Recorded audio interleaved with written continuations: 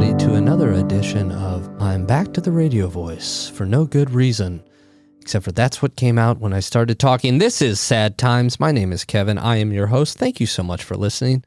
If you haven't already, please subscribe in your preferred audio podcast platform. And you may be asking yourself, what is Sad Times? I'm glad you asked yourself that. Sad Times is a show in which each week we have a kind and generous guest who comes on and talks about times that they were sad, upset, angry. They were going through very, very difficult times in their lives and how they got through those times. The goal here is not to diagnose the problems, nor is it to judge it, nor is it to solve it. It is to allow these people to tell their stories in hopes that maybe wherever you may be listening, whether it be in the car or maybe at a Hate Beat concert, that you feel a little bit less alone, or you maybe hear something that you empathize with so that maybe you'll want to tell some of your stories. Please note that, some of these stories are very difficult, so please take care while listening to it. And we really thank you for joining us. And you can check out a lot more about the show at our website, which is www, which I believe means World Wide Web still, .sadtimespodcast.com. And like I said, you can find the podcast wherever podcasts are found, I guess. And on the website, there is a place where you can fill out a form to be a guest. That is how today's guest came on, who I will be introducing shortly. But let's first get to the bill payers, the sponsor. Today's sponsor is that one and only one single time I went on WebMD. Sweating profusely, I walked into the basement computer lab. Remember those at my college. I went to the WebMD and typed in my symptoms, and a picture of a part of a man turning into something like a sequoia came back. In a panic, I tried to flip the whole roll of tables, and I quickly backed away from the table, making a low, squeaking noise. As I walked from the room, I wondered, is it Arbor Day? I did not go back to check. And I have not been back to WebMD since, Brent. 19 and a half fucking years later. That was horrible. Please do support our sponsors using the code FAKE. That's FAKE. And now enough of that shit. Let's get to why we're here. Our great guest who filled out, as I said, the guest form. Her name is Katie. Katie, how are you doing today? I am doing fabulous. Good. Thank you for asking. And how's the weather where you are? It is lovely. It's about, 77 here in Virginia. Oh, wow. Now, Sunny. Is it humid? Not today. Today, we're starting to get into that like fall kind of thing where cooler in the mornings. So yeah, this is lovely. That's good. Well, I'm glad to hear that. 77 and not humid is pretty agreeable. That is pretty agreeable. Now, Katie, you're not from, where are you from originally?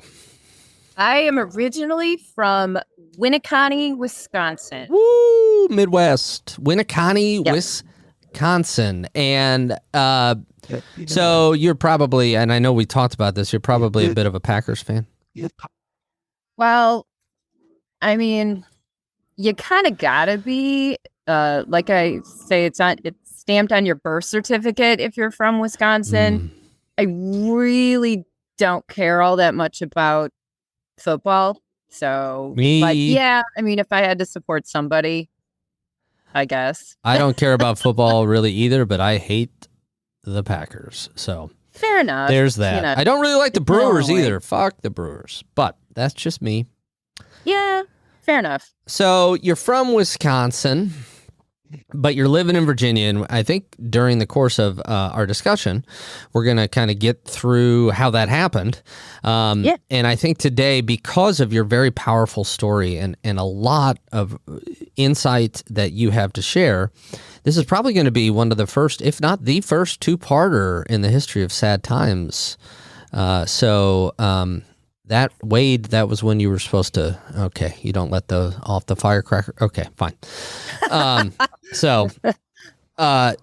does it feel to be the first two-parter on Sad Times?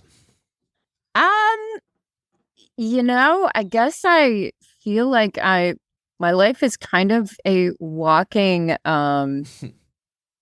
PSA or, like I feel like you need to put in disclaimers for my story, like, trigger warnings. Yeah. But, There. I mean, we can definitely. I mean, I can basically say for sure there is descriptions of sexual abuse in this episode. So please, if you're listening at home, take care while you're listening. And also know that in the show notes, if you or anyone that you know has been sexually abused, there will be some resources in which to reach out to for support.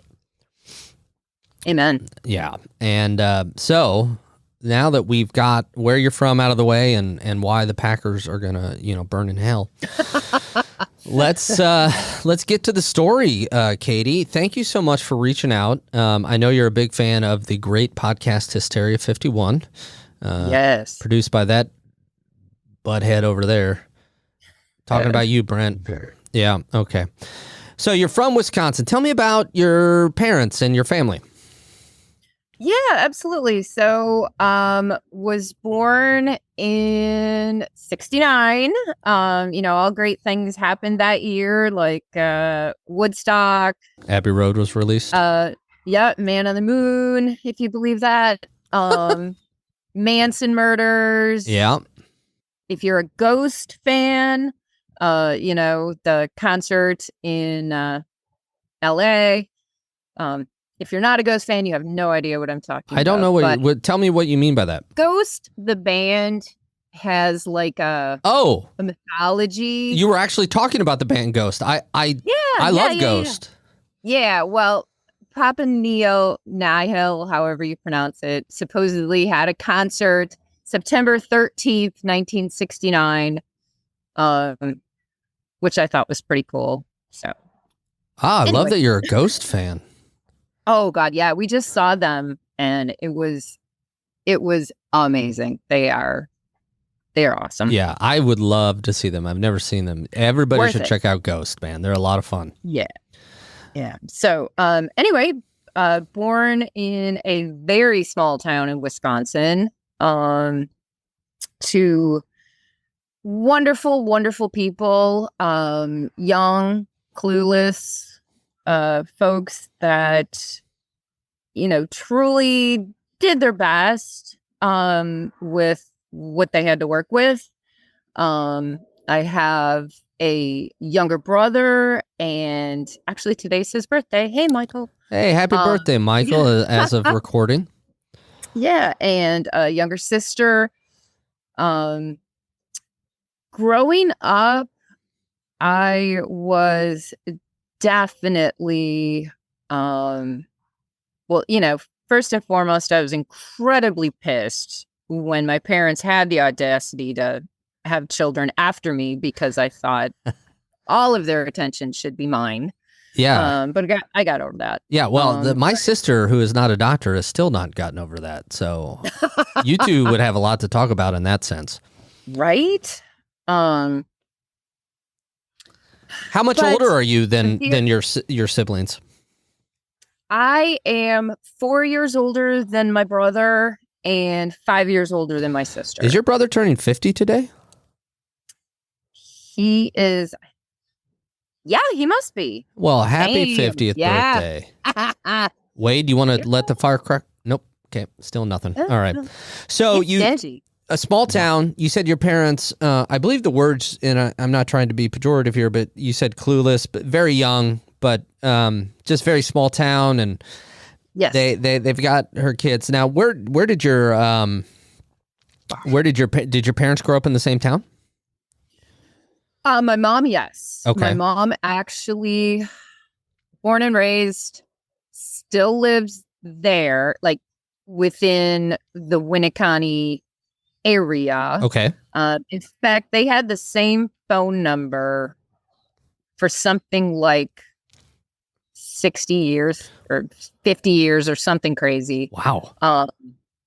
Till they got rid of their landline. But yeah, my mom is born and raised Winneconne. My dad, wow, he could be a podcast all his own. He moved from a small farming town just outside of where Ed Gein Oh, did his magic. his And magic. Yeah. He made some really lovely lamps, I hear. he did some nice clothing. But Winneconne, predominantly their whole lives. Okay.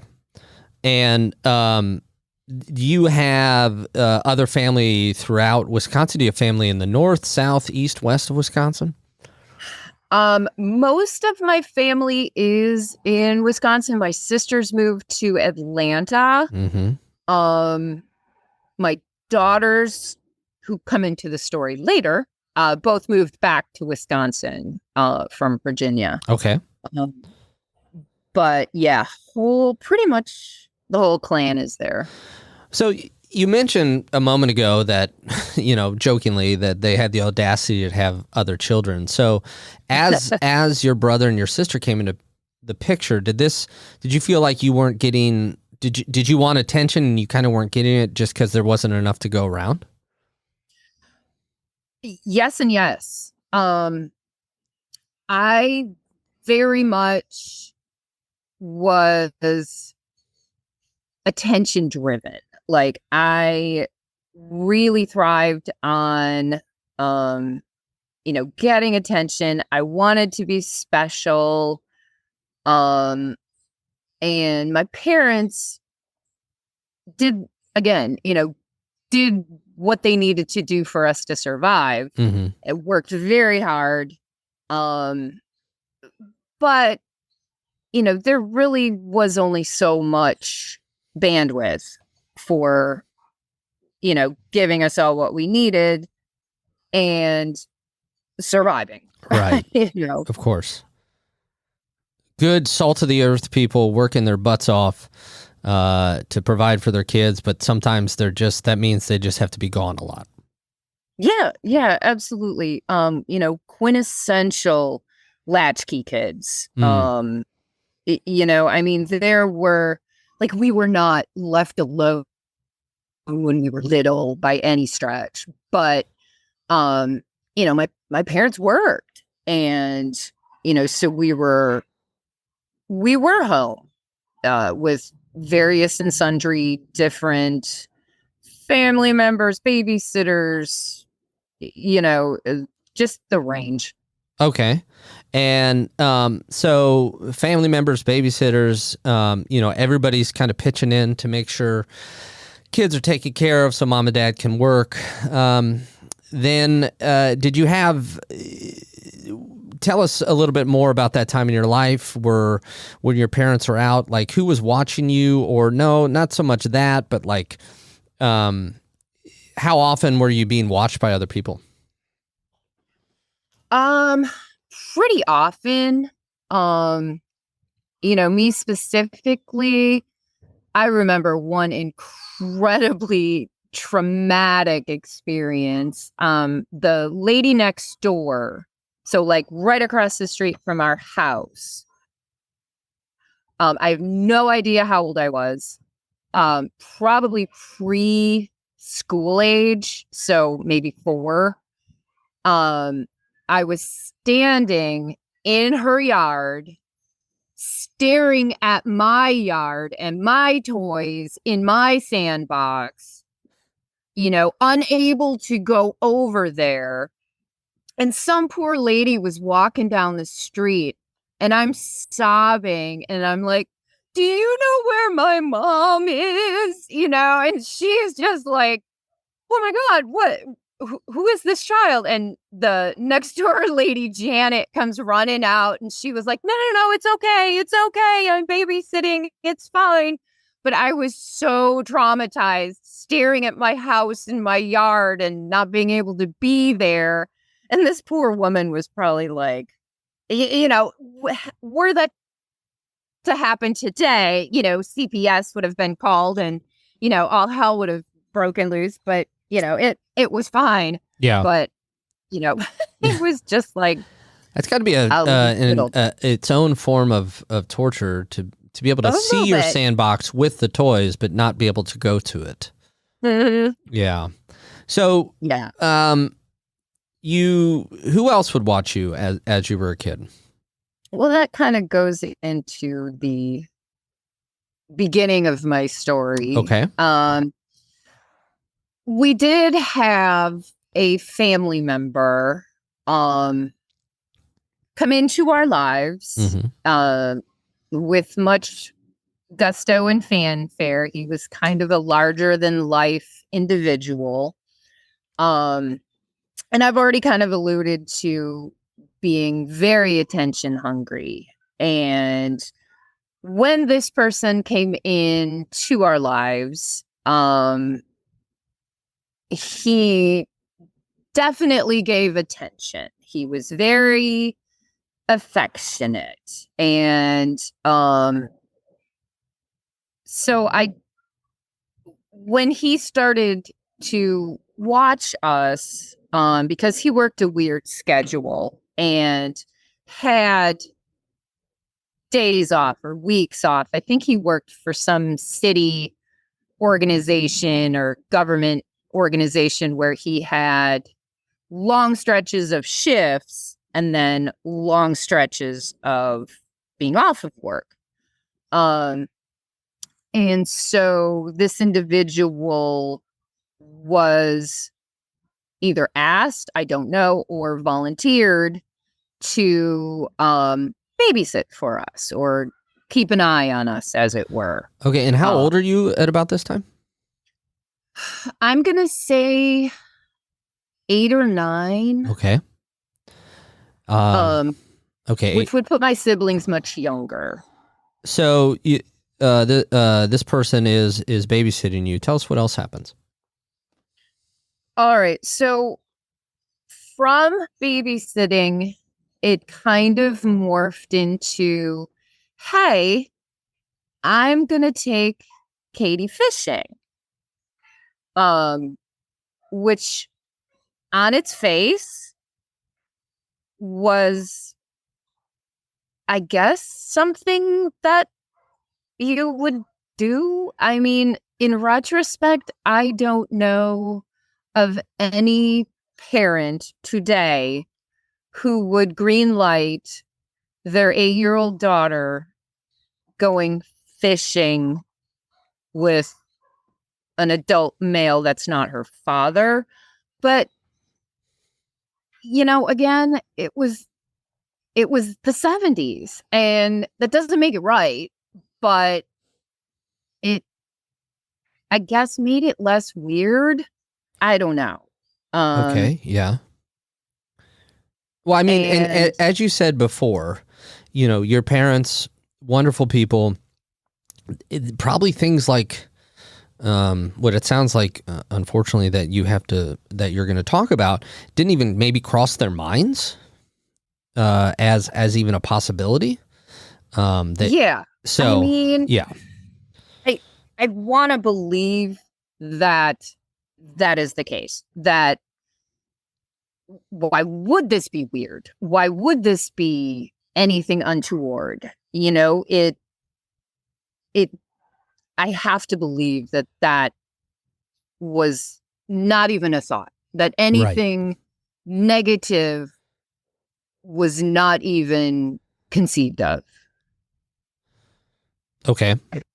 So, I hate that. So he wanted to take you fishing, and was that something that, so he took you fishing. Yeah. Not so much the fishing. So what would happen is we would go somewhere and I just have like snippets of memory of being taken to someplace remote. And the next overwhelming feeling is being incredibly uncomfortable because he's touching me and he's adjusting my clothing and taking pictures. It's very, like, I have definite memories of that. In addition to that, I'm gonna say he drugged me. What it was, I don't know. He would give me something that he said, this is a salt pill. It will keep you from getting dehydrated because we're out here in the sun. As an adult, I'm positive that's bullshit. But, as a child, it was kind of like, oh, okay, he's looking out for me. I can understand that. It was incredibly uncomfortable. I felt so creeped out, so violated. What specifically happened, I don't know. I do know my clothes was askew. And he was breathing very heavy. He was very into kissing. So at 8, this grown man is French kissing me. And that is just such a disconcerting, just disgusting feeling. And I guess at that point, I don't know how many times it happened. It was more than once. There was a time that my mom was actually babysitting for someone else's kid. And this was maybe like a year or two after these occurrences. And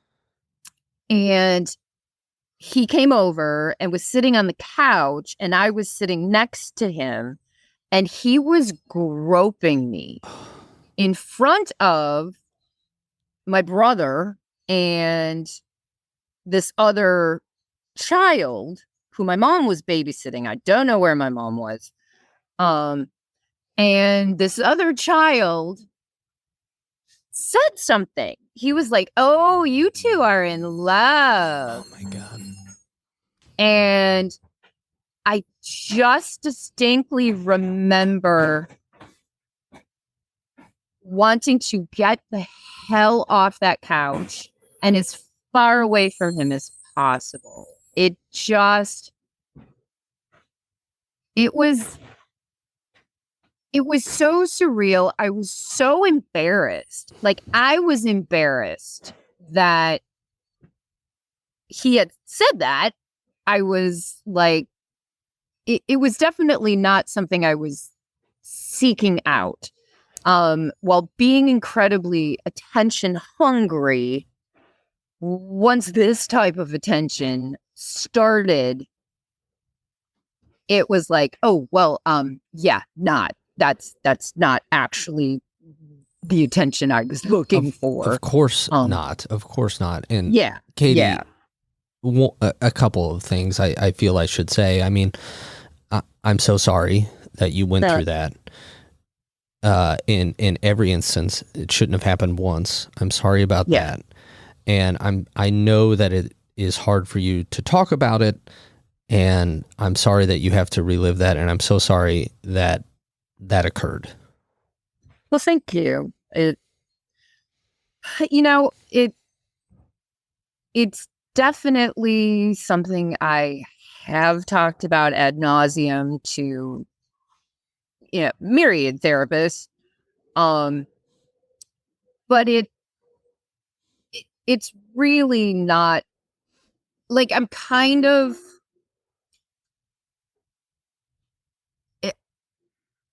it's not that I'm over it, because you never really get over it. But I've done a lot of work. Sure. And can talk about it without breaking into a million pieces. And so, I mean, it was shit. Like, it should not have happened in any way, shape, or form. And I think the fact that he got away with it, to this day, like no repercussions, no legal, he just set my life on a trajectory, and that's okay for him. And you said it a moment ago, the work that you've done. I cannot imagine the work that you've had to do in therapy throughout your life in order to be able to speak about such a traumatic and horrific part of your life. And yeah, I think the thing that unfortunately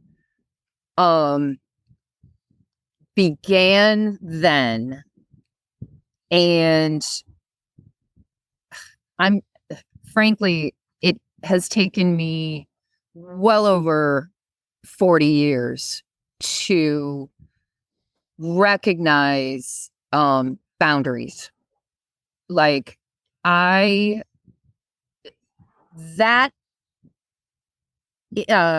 what that did to me as a human, and not recognizing or not being able to say, these are my boundaries, you have crossed them, these are going to be the ramifications for you. Not saying that at that time, and just kind of moving on with my life, moving into adolescence, moving into, young adulthood, blah, blah, blah. I never developed boundaries. I never was able to move past, be nice, respect authority, and that was probably the most detrimental thing to my mental health. I mean, aside from the trauma of that, not having healthy boundaries has really bit me in the ass. yeah, and to be clear, and I don't think you're saying this, but that was not your responsibility to even know what those boundaries were or to say them. Correct. Absolutely. Right. Absolutely.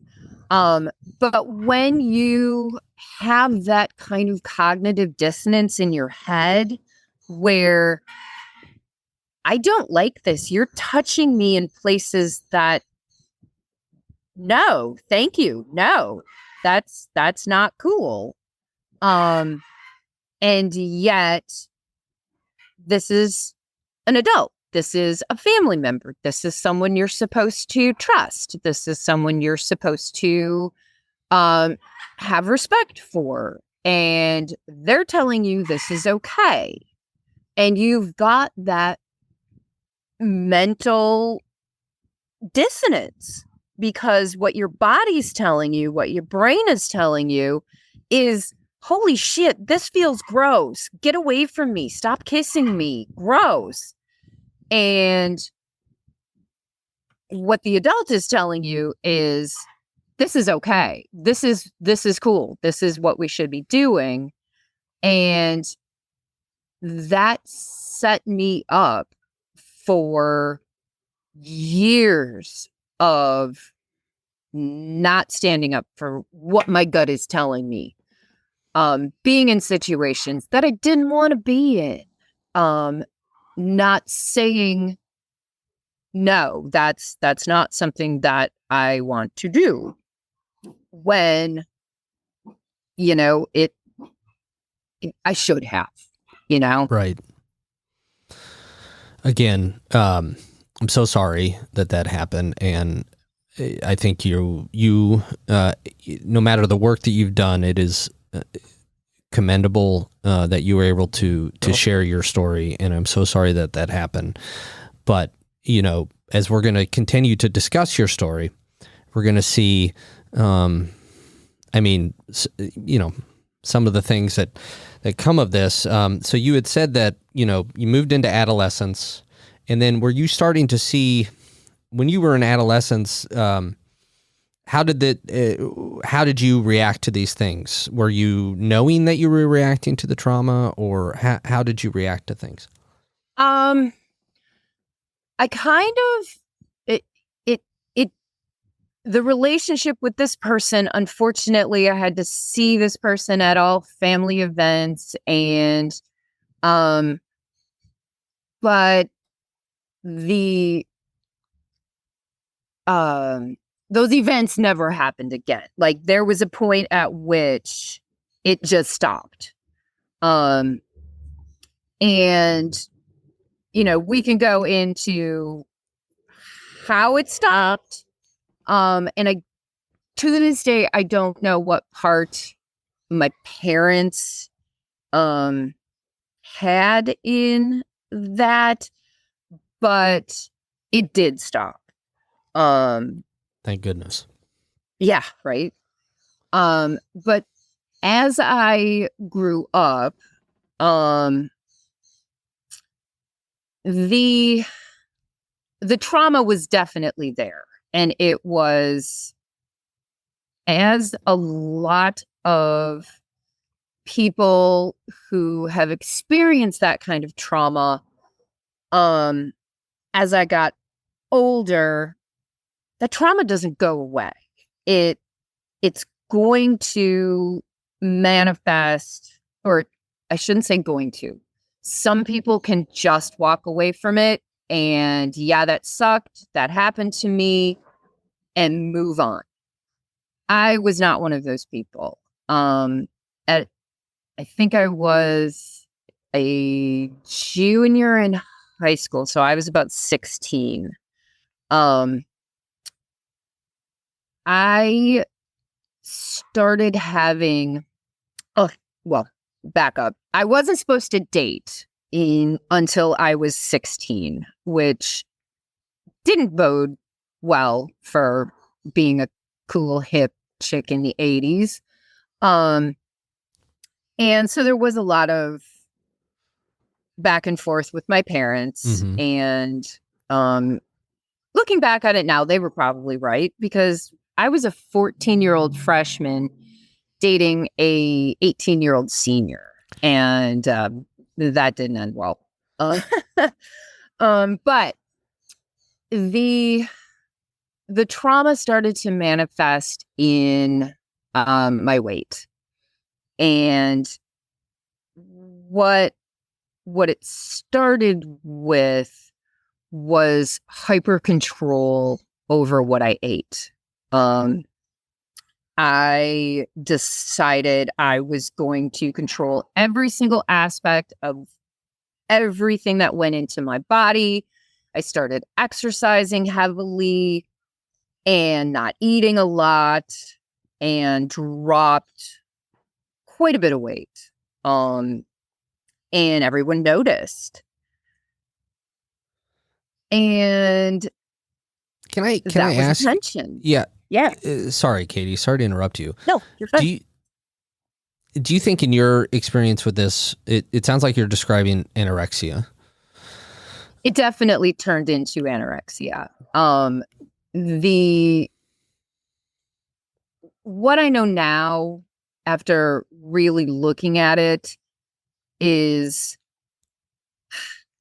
I wanted to control something.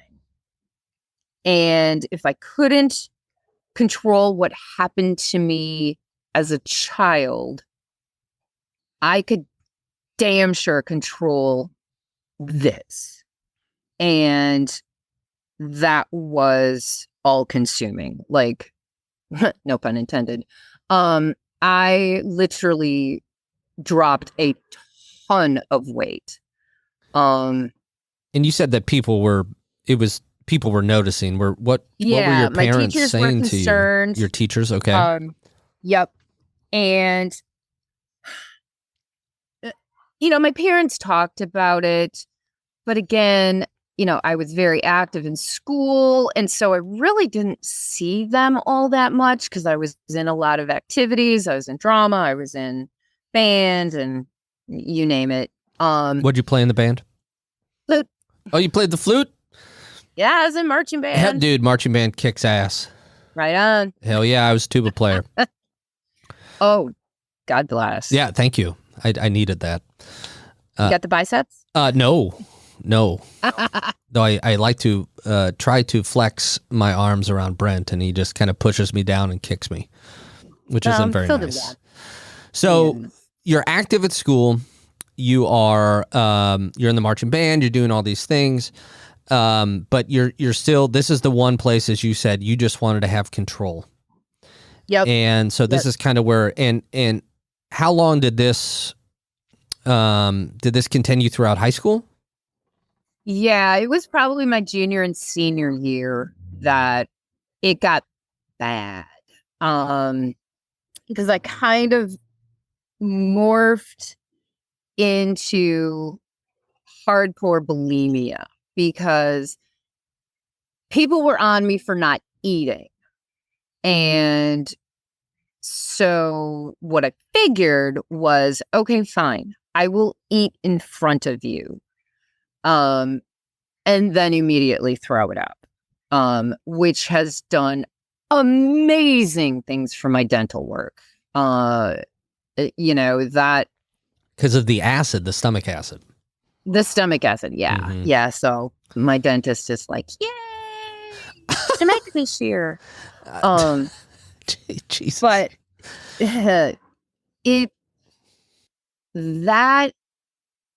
the bulimia really took over my life. It was horrific. It was all consuming. Again, no pun intended. It really was total obsession. And you got to eat to live. Yes, exactly. And when you're obsessed with, for me, it really wasn't appearance so much. It was just control. And when you control something so tightly, then letting go of that, you need a release. Mm-hmm. So if you've got this death grip on what you're eating,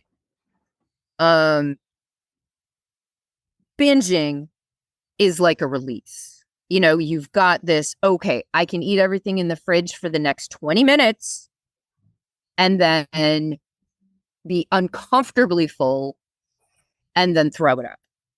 And so it's just this vicious cycle. But it sounds like you, correct me if I'm wrong, if I heard you wrong, you moved to bulimia because people kept saying you have to eat. And so it was like you were saying, oh, okay, I'll eat, but then I'll go and sneak away and okay. Exactly. Yeah. Exactly. And, I don't think it was a big secret, because it's like, okay, you're thin and you're eating like a freaking horse. Like, what? So I don't know how well, if at all, it was a secret, especially in college. Okay. But so this, you were in college and this was still definitely an issue for you. Okay. Yeah, it was pretty bad. Yeah, it was bad. So, so this is already following you into college. And then, I know that around this time you met, I think you described him when we spoke before as the love of your life. When did you meet this gentleman? I actually met him in college. We went to Wisconsin Lutheran College in Milwaukee. Mm-hmm.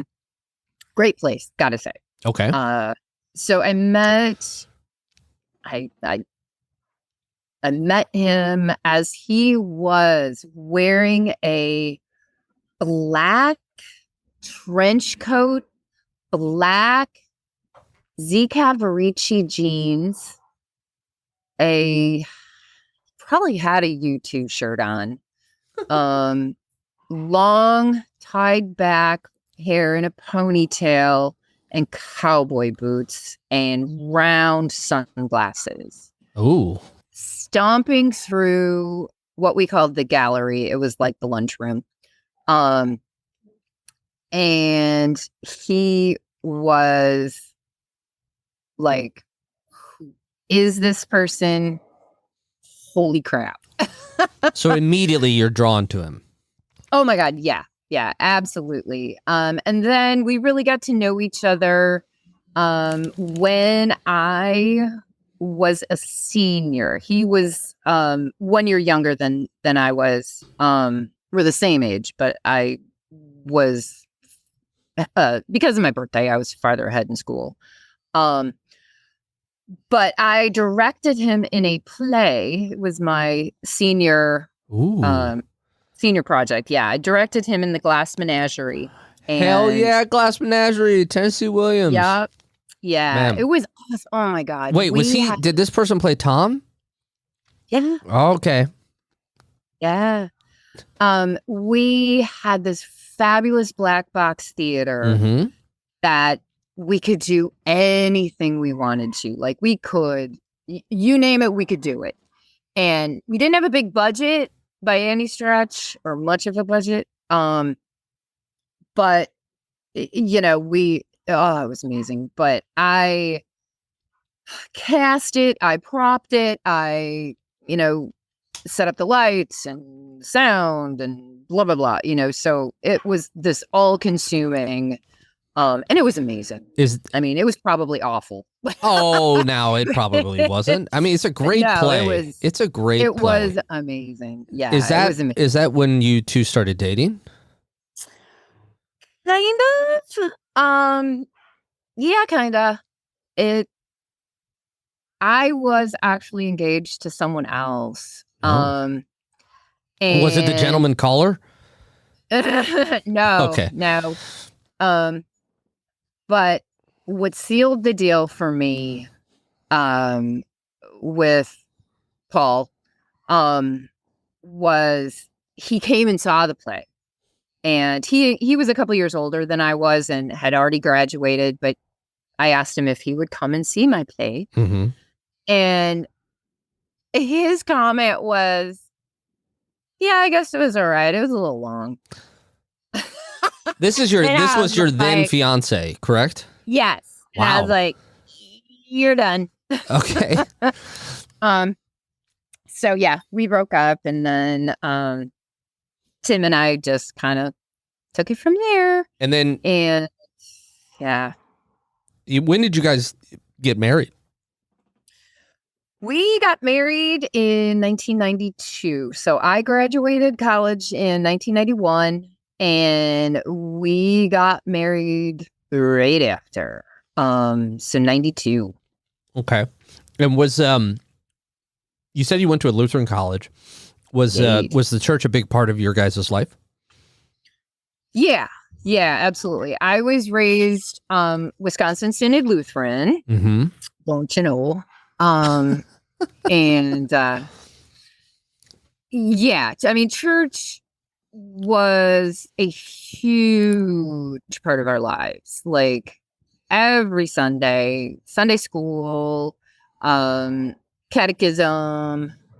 Yeah, it was a big part of my life. And Tim kind of bounced around different flavors of Christianity. He was a little more charismatic, which Lutheranism is not. But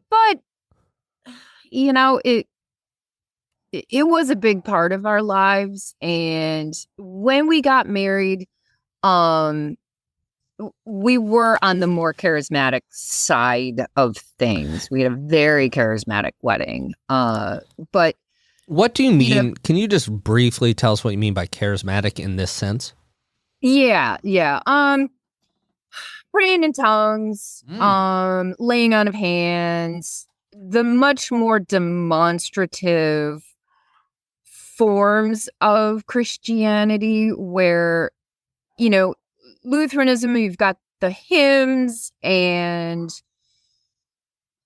maybe if the pastor tells a funny joke, you can laugh, but very stoic. Whoa. You're saying that Lutherans allow joy? Um, I mean, I did not grow up Lutheran, so I don't know. Little bit. Little bit? Okay. So charismatic, when you say that, you speaking in tongues are people and laying on of hands. And when you say laying on of hands, like people are being healed? Sure. Oh, good. Um, See, I should have went there instead of WebMD. Yeah, right? I'm not going to bash I'm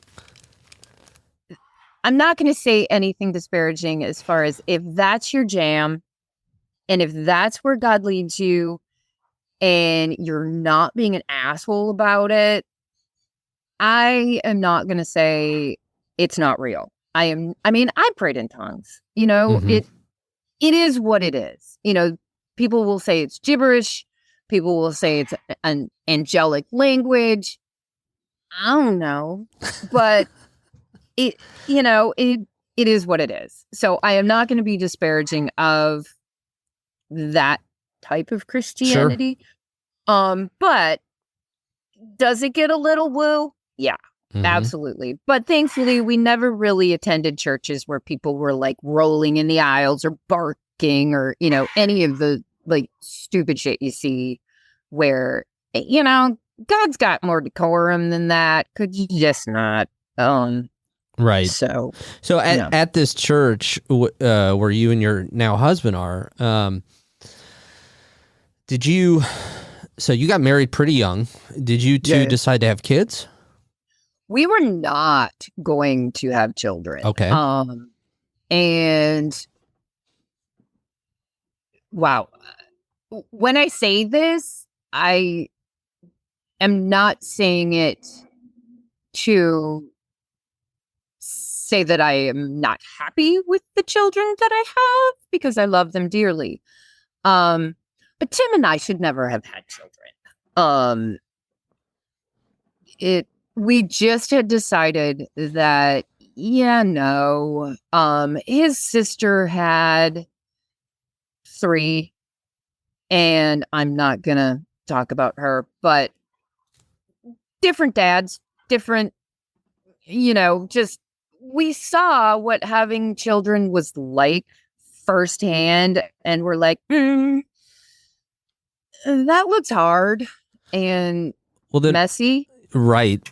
I don't know of a more challenging thing, in the natural world. Yeah, very true. You have to be selfless. What changed your mind then? Oh, well. Uh-oh. Tim and I were looking for a different church. Now, I don't remember why.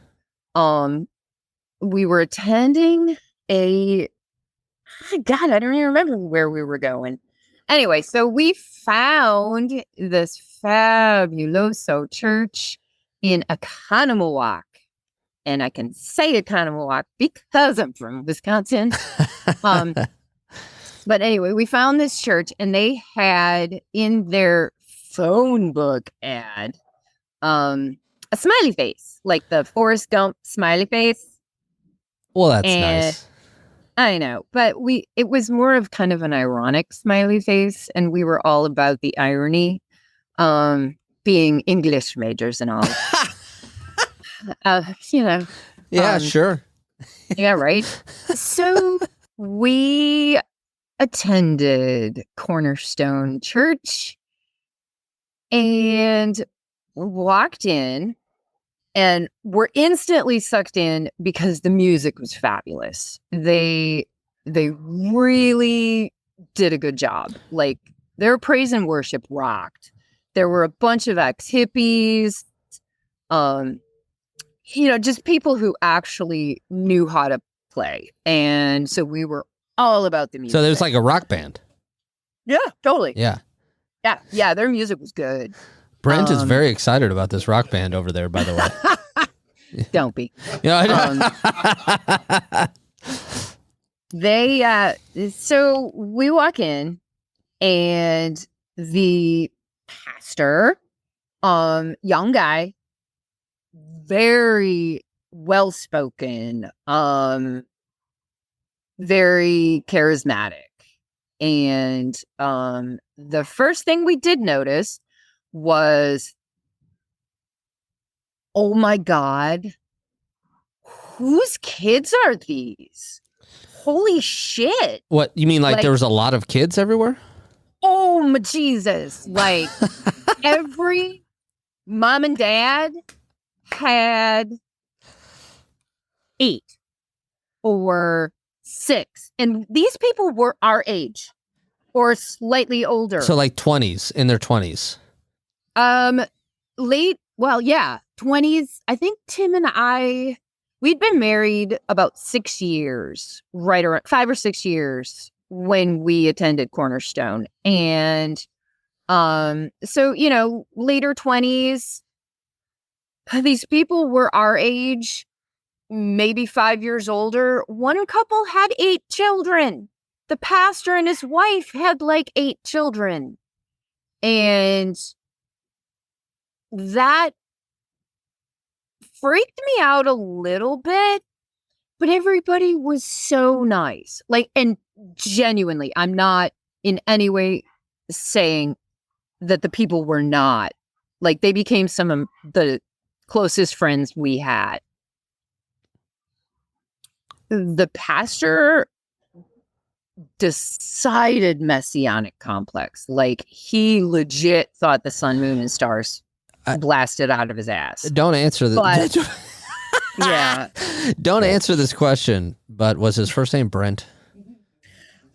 Don't answer that. No, okay. Don't. No. All right, moving on. No, I'm just kidding. Okay. No, all right, so let's get back to that shit shooting out of his ass. Yeah. But I call it the Church of the Holy Reproduction because they really stressed, trust God with your womb. He will take care of you and not give you more children than you can afford. What, can I ask you, did they actually use the words trust God with your womb? Hell yeah. Okay. All right. Hell yeah. Verbatim. Or heaven, yeah. Yeah. Mm-hmm. That was a big core doctrine was, and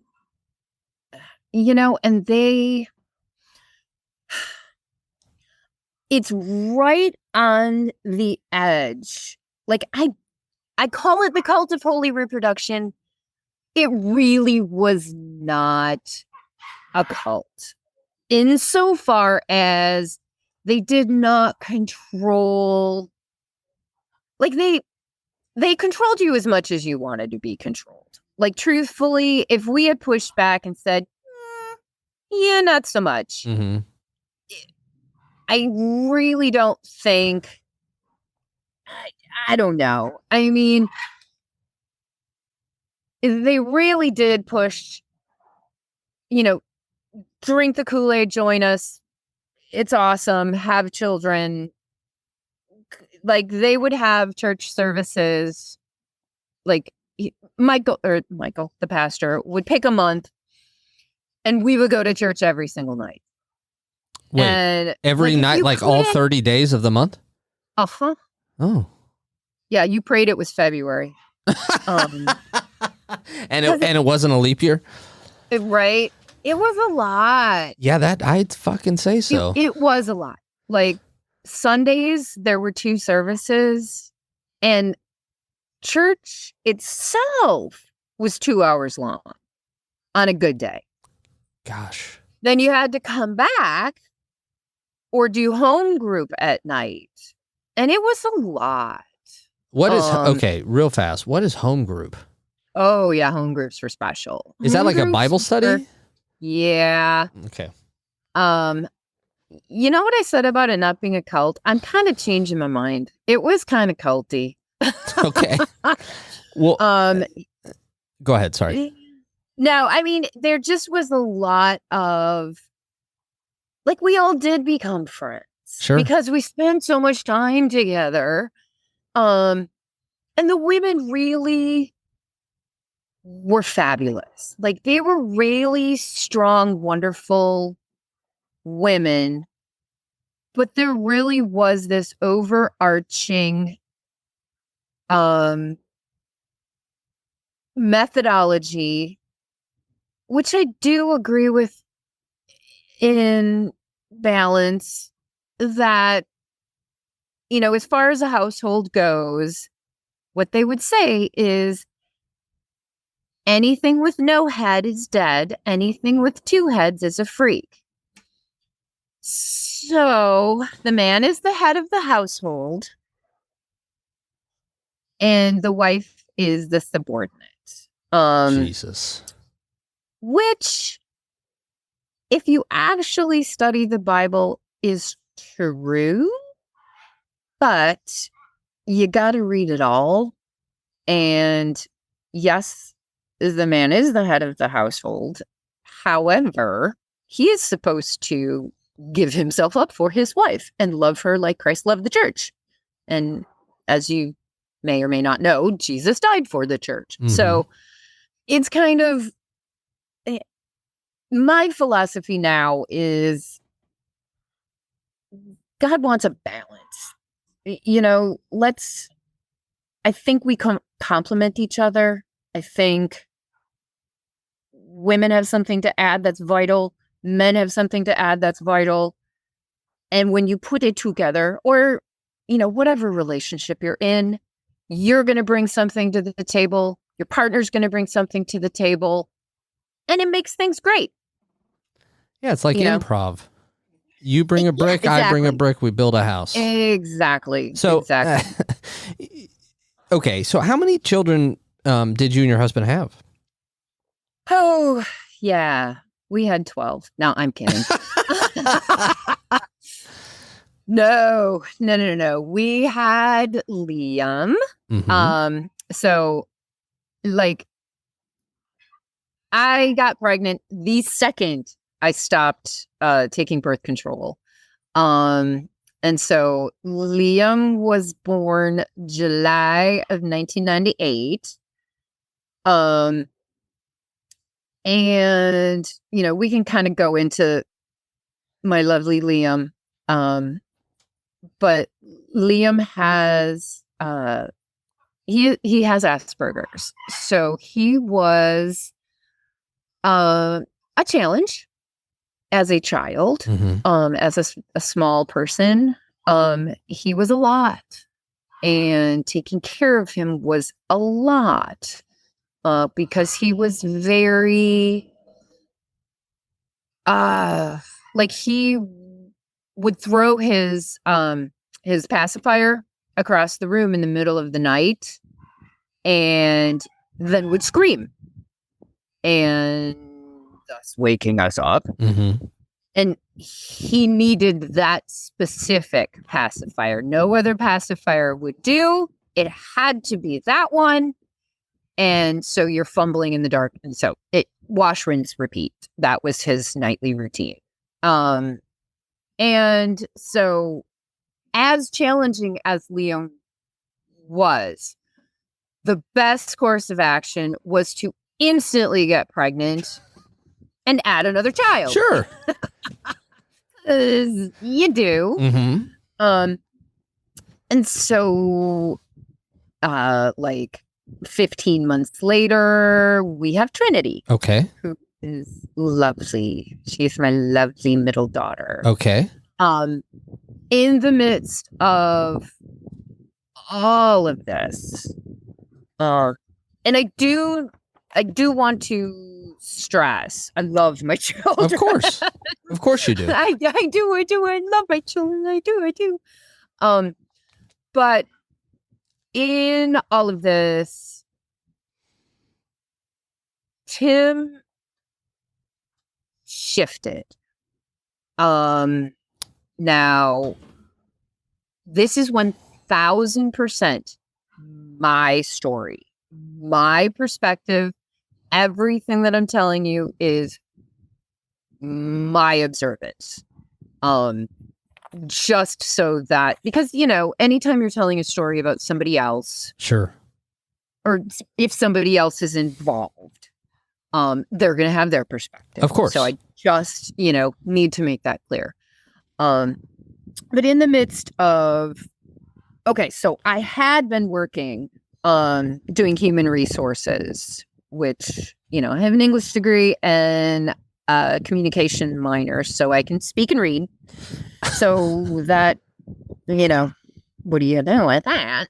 So I got into human resources. And once we had Liam, it was decided mutually, with the church's much approval, that mommies stay home and daddies go off to work. So I was the mommy, and so therefore I stayed home, which was fine. That it worked out. Okay. Tim was able to provide. So Tim is working. You have Liam. You have Trinity. Did you have any? I know you said you had 12, but then that wasn't true. How many did you have total? How many children do you have? I have 3. You have 3. And what is your third one? Its name? My daughter Aslan. Is she named after the lion from Lion, Witch, and the Wardrobe? No, that's Aslan. Oh, this my is bad. Aslan. It is Aislinn, and it is actually from the band U2. Oh, The guitarist, The Edge. I love The His Edge. Wife's, his former wife. Now I guess they got divorced, but his wife's name was Aslan. Oh, so your husband was really into you too. You think? Yeah. But we kind of went with the Irish thing, and so we have a Liam, a Trinity, and an Aslan. And when you say that Tim shifted from your perspective, Yes.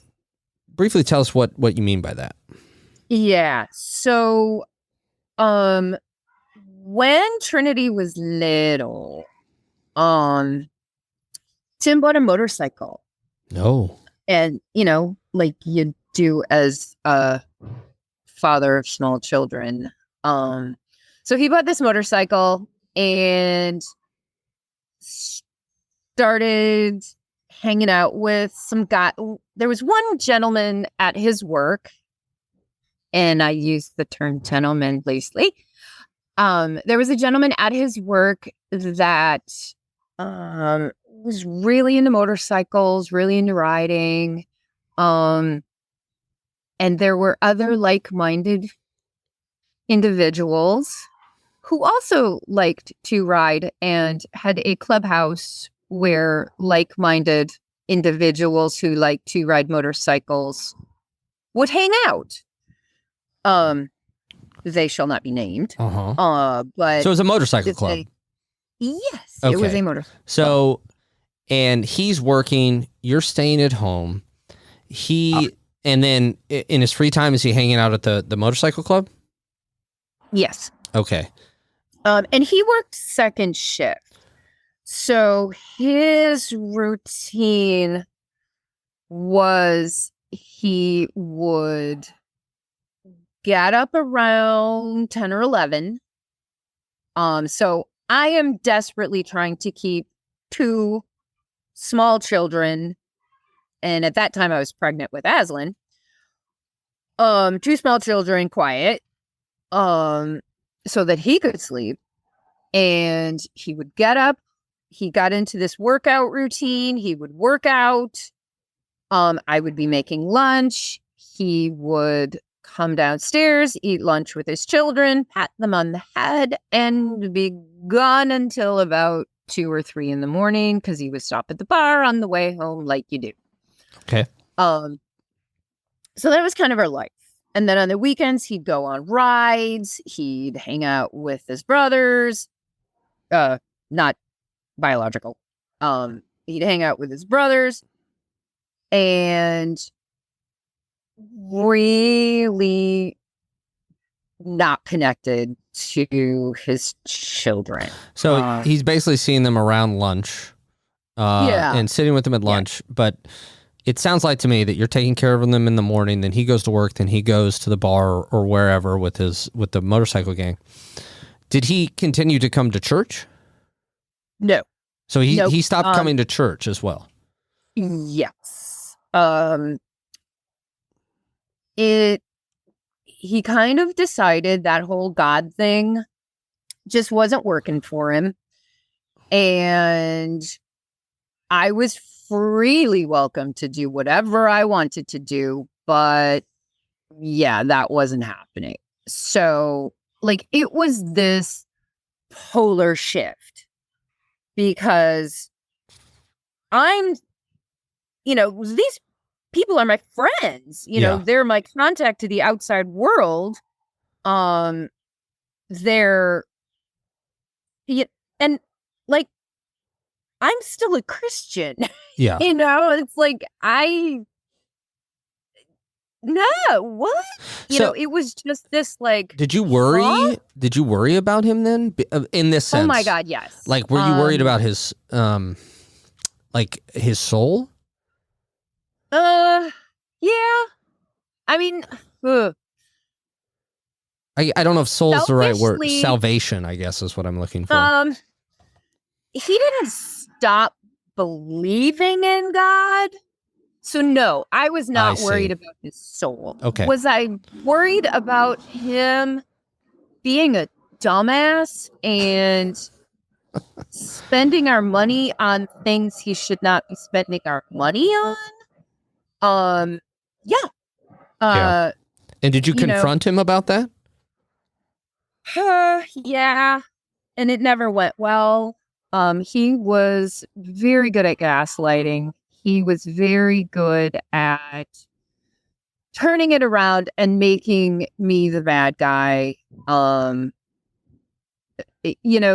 was never, in the entire time we were married, there was never an argument I won. And it's not supposed to be who wins, but there was never I see your point. You're right about that. Mm-hmm. That never happened. Okay. It was, regardless of, you were never going to convince him of anything he did not want to do. If it did not suit him, if it did not fit into his worldview, if it was not convenient for him, it didn't happen. And unfortunately, his children kind of were part of that. And, things went on at the clubhouse that, there would be times when I would actually get to go with. Like, if I could find a babysitter, I could go with. You could go to the motorcycle club. Yeah. Oh my God. I loved riding. Oh. I love motorcycles. Okay. But it was always, if you can get a babysitter in a moment's notice, if you can get somebody, I'm leaving in, an hour. If you can get somebody to watch the kids, you can come. So if you can he doesn't help you? Oh God, no. Okay. So there were times I actually got to go, and it was fabulous. I mean, it was so much fun. Like, I love being social, and I was treated very well. This group, you can say disparaging things about a lot of motorcycle clubs, and all of those things would be accurate. But this one in particular, at least at face value, very much stressed. Take care of your family. Like, in that you needed to have a job. You needed to take care of the things that were important. Mm-hmm. I'm not talking about spending time with your kids or anything like that, but make sure you have a roof over your head. Make sure, there's food involved for your children. So they did really, like, if you were married, you were supposed to, like, I guess if you were gonna have an affair, don't let your wife know about it. Well, I don't know, but was this in the bylaws? Yeah, probably. So, so you do get to go sometimes. You do find that this is a group of people that you actually, very similar to kind of how you were describing the church, really lovely community. You liked being around them. Very, very family oriented. So all he really did was trade one family for another. The music was a little different. The clothes were a little different. Couple more curse words. But yeah, one family for another. And at this point, he's still working. And it sounds like there's just been tell me if I'm wrong on this, a shift in the idea of what your marriage is. Totally. And so you're taking care of these now 3 kids. And did you do any work at this time? I know that you were supposed to kind of, as you were saying, it was the woman stays home according to the church. Did you do any work? I did. I actually am an industrious little bitch. And I started a sewing business. Oh. Yeah, I started very small, and it stayed very small. But I did interior decorating sewing. So I ran a workroom where I made cushions and pillows and window treatments for people with too much money. And I was actually pretty good at it. Nice. And, it certainly wasn't gonna make me rich. But it did pay the mortgage a couple of times when things were tight. And I could do that while the kids were sleeping. I had a huge area where after the kids went to bed, I could lay out this really expensive fabric and work on it and then put it all away when the kids got up with their sticky little jelly fingers. Yeah,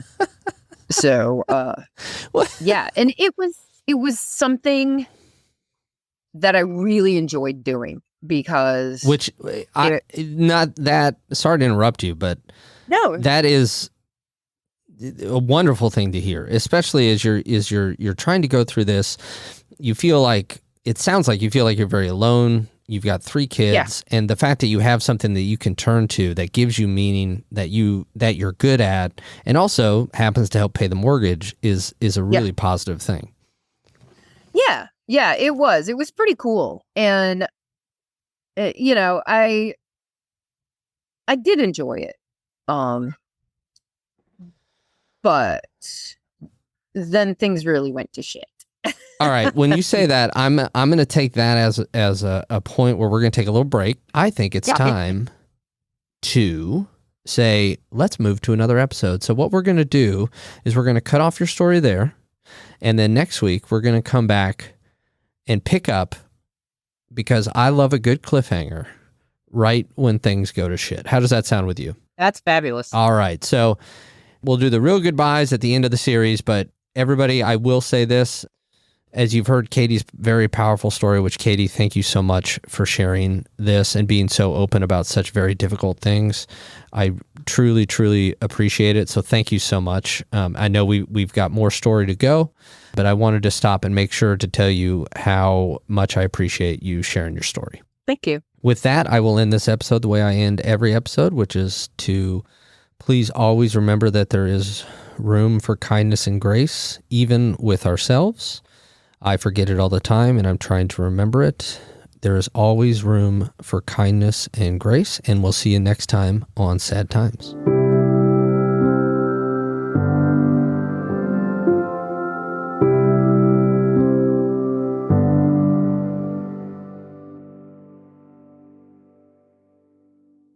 You've been listening to A Fourth Hand Joint.